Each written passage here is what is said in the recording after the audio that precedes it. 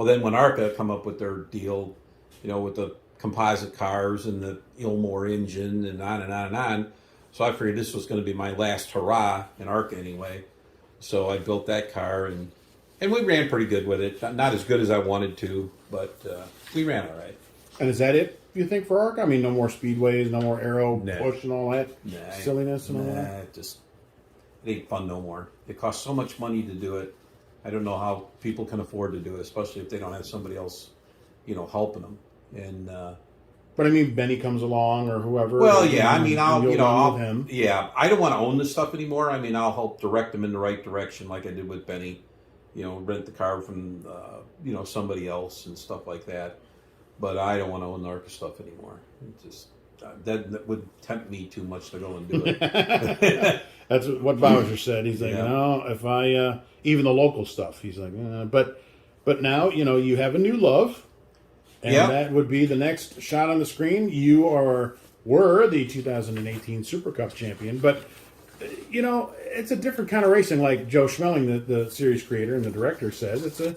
What did you say? Racing the way it used to be? How did racing the way it used to be, and you'll spend a lot less money to race. And he's right. I mean, it's fun. It reminds me of the way it used to be. When we ran ARCA in the early days. In the early '80s, and the IRA thing, the same deal. You roll your stuff out of your truck and you go and you practice and you run across the scales and then you qualify and you race and you go home. Staying at racetracks for 3 and 4 days and is a waste of time and money. I mean, it's crazy. He runs a 100-lap race. Basically, he breaks it down into 250-lap races. I mean, each one pays pays money for first 50, and then the next race is a race itself. So basically 2 races, if you will.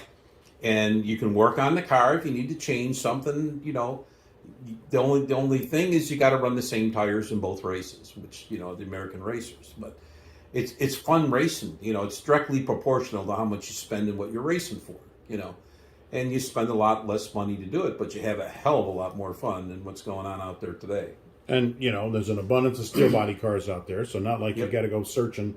Gee, where do I get that? Or I got to pad some. And you can run any kind of motor. You can run the Elmore, you can run the K&N motor, you can run an SB2, you can run a 23 or an 18-degree motor, you can run basically anything you want. He just pretty much like with me, he puts that tapered spacer on it, restrictor, if you will, and then it only turns 8,000 RPM. I mean, you could run that same motor forever. So it's fun racing again, and that's what they need to be looking at, getting back to that, because what they're doing now ain't working. There's no reason to create the better mousetrap, if you will. Well, look at the car counts. That's easy. If you think your shit's working good, it ain't. 20 cars here, 13 cars there, 29 cars at Talladega, 30 at Daytona. Come on.